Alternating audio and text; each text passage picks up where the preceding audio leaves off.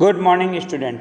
हम बात कर रहे थे हमारी पाठ्य पुस्तक वितान का प्रथम अध्याय सिल्वर वेडिंग, जिसमें हमने देखा कि यशोधर बाबू किस तरह आधुनिक और पारंपरिक विचारों की उधेड़-बुन में उलझे रहते हैं। वो परंपरावादी बने रहना चाहते हैं। उनके संतान आधुनिकता का आचरण करती है। उनके संतान नौकरी लगने के बाद घर में आधुनिकता के सभी सामान इकट्ठे करने लगती है, जो उनको समहाउ इम्प्रॉपर मालूम होता है। कुछ कहने पर पुत्र ये कहता है कि मैं अपने पैसों से ला रहा हूँ। इस तरह वो आपको अपने पिता को अपमानित करता रहता है। उसके पुत्रों में कोई भी पुत्र ऐसा नहीं है जो उस घर की सब्जी लाने की, दूध लाने की, दाल लाने की या दवा लाने की, राशन लाने की कोई सी भी जिम्मेदारी अपने ऊपर ले ले। एक बार यशोधर बाबू ने जिम्मेदारी ओढ़ने के लिए कहा तो परिवार में कोहराम मच गया। अपना यहाँ तक हो चुका था। अब बात करते हैं पेज नंबर 13। जब वो ऑफिस से घर लौट रहे थे तो वो क्वार्टर तक पहुँचते हैं तो क्वार्टर में कुछ हलचल उनको दिखाई देती है।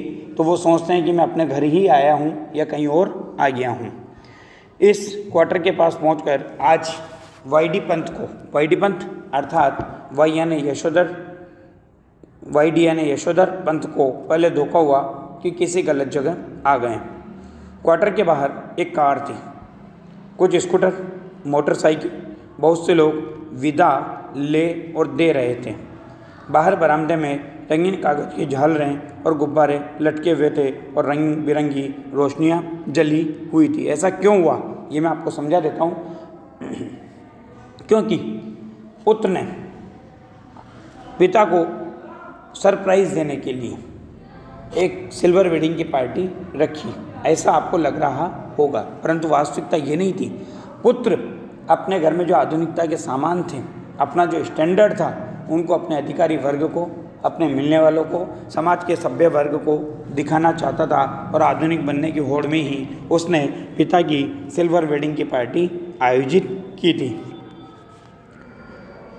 फिर उन्हें अपना बड़ा बेटा भूषण पहचान में आया, जिससे कार में बैठा हुआ कोई साहब हाथ मिला रहा था और कह रहा था, give my warm regards to your father, मतलब मेरी शुभकामनाएं अपने पिता को जरूर देना।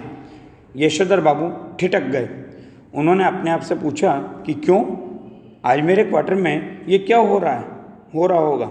इसका जवाब भी उन्होंने अपने आप को दिया, जो करते होंगे ये लौंडे मोंडे, इनकी माया यही जाने कि ये लड़के जो कुछ भी करते होंगे इनकी माया यही जाने। उन्हें ये पता नहीं था कि मेरे लिए ही पार्टी का आयोजन किया गया है। अब यशोधर बाबू का ध्यान इस ओर गया कि उनकी पत्नी और उनकी बेटी भी कुछ मेम साहबों को विदा करते हुए बरामदे में खड़ी। मेम साहब आधुनिक जीवन जीने वाली महिलाएं, बड़े परिवार की महिलाएं। लड़की ने क्या पहन रखा है, जीन और बगैर बाह का टॉप पहन रखा है, जीन यानी जीन्स। यशोधर बाबू उससे कई मर्तबा यानी कई बार कह चुके हैं कि तुम्हारी ये पतलून और सेंडो बनने वाली ड्रेस मुझे तो समहाउ इम्प्रॉपर ही मालूम होती है, लेकिन वह भी जिद्दी ऐसी है कि इसे ही पहनती है और पत्नी भी उसी की तरफदारी करती है।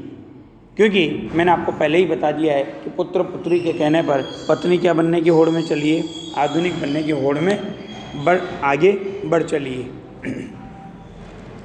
लेकिन वह भी जिद्दी ऐसी है कि इसे ही पहनती है और पत्नी भी उसी की तरफदारी करती है। और क्या कहती है पत्नी? कहती है कि वह सिर पर पल्लू वल्लू मैंने कर लिया बहुत तुम्हारे कहने पर, समझे।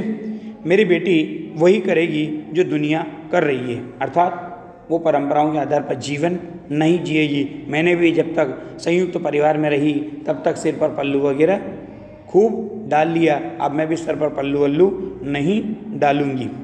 पुत्री का पक्ष लेने वाली ये पत्नी इस समय होंठों पर लाली और बालों पर खिजाब लगाए हुई थी। खिजाब डाई मतलब बुढ़ापा आ चुका था, परंतु डाई से बालों को रंग करके वो अपने आप को जवान दिखाना चाहती थी, जो आधुनिकता का एक प्रतीक बना हुआ था।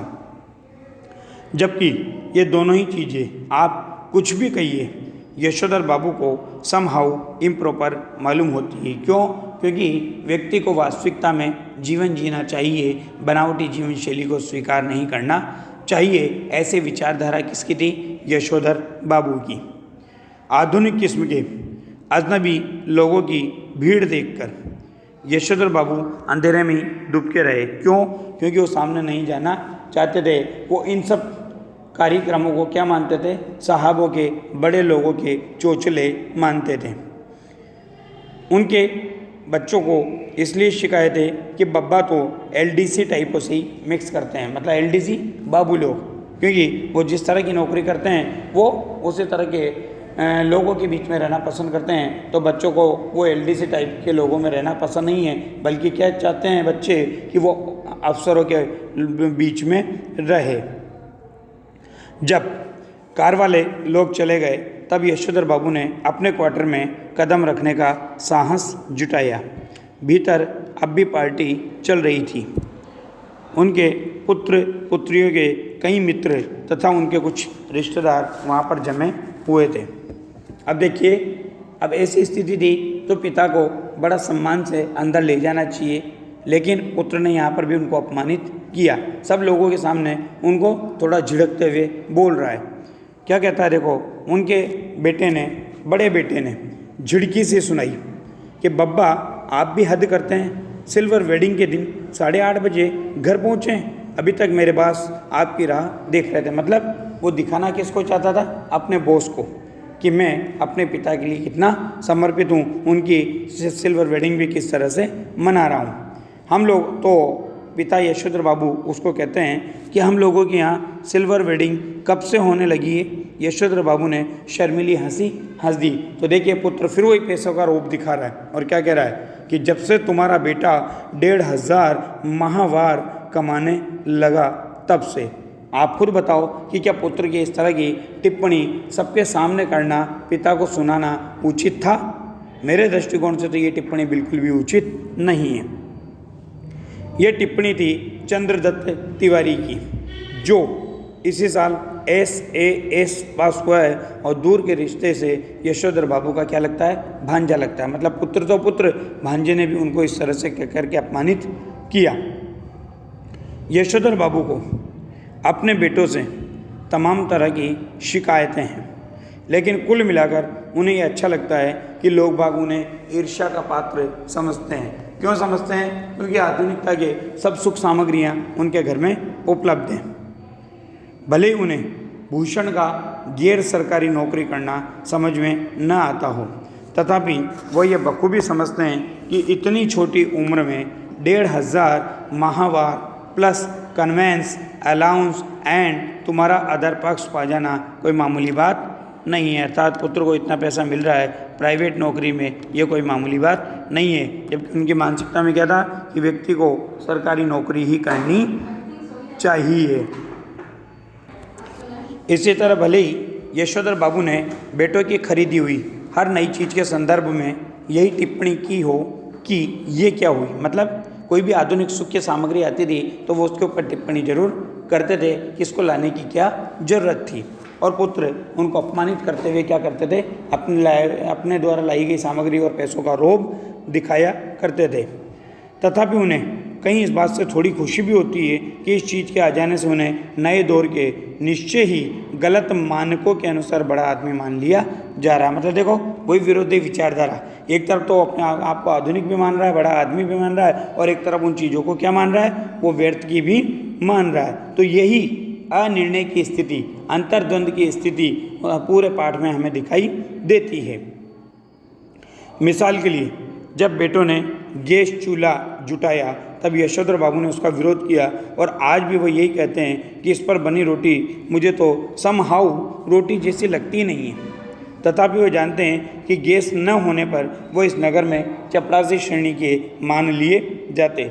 इसी तरह फ्रिज के संदर्भ में आज भी यशोधर बाबू यही कहते हैं कि मेरी समझ में आज तक ये नहीं आया कि इसका फ़ायदा क्या है। लेकिन देखिए, मनी ये भी जानते हैं कि फ्रिज का होना बहुत ज़रूरी है, क्योंकि ये सामाजिक जीवन के स्तर को उच्चतम बनाता है। बासी खाना खाना अच्छी आदत नहीं ठहरी और ये ठहरा इसी काम का कि सुबह बना के रख दिया और शाम को खा लिया। इसमें रखा हुआ पानी भी मेरे मन तो आता नहीं, गला पकड़ लेता है। मतलब खुद के बारे में ऐसा सोचने लगे, दूसरा आता है और उसको जब ठंडा पानी पीने को मिलता है तो वो इनको धन्यवाद देगा और अपने आप को धन्यवाद देगा कि मुझे ठंडा पानी कम से कम पीने को मिला, बड़े आदमी के यहाँ पर मैंने पानी पिया। इसमें रखा हुआ पानी भी मेरे मन तो आता नहीं, गला पकड़ लेता है। कहते हैं मगर इस बात से भी संतुष्ट होते हैं कि घर आए साधारण हैसियत वाले मेहमान के सामने तो ये क्या बन जाएगा, बड़ा आदमी बन जाएगा। इस फ्रिज का पानी पीकर अपने आप को धन्य अनुभव करते हैं। इस प्रकार से यशोधर बाबू पूरे पाठ में विरोधी विचारधाराओं में जूझते हुए, संघर्ष करते हुए, विचारों में तालमेल नहीं बिठाते हुए दिखाई दे रहे हैं। धन्यवाद।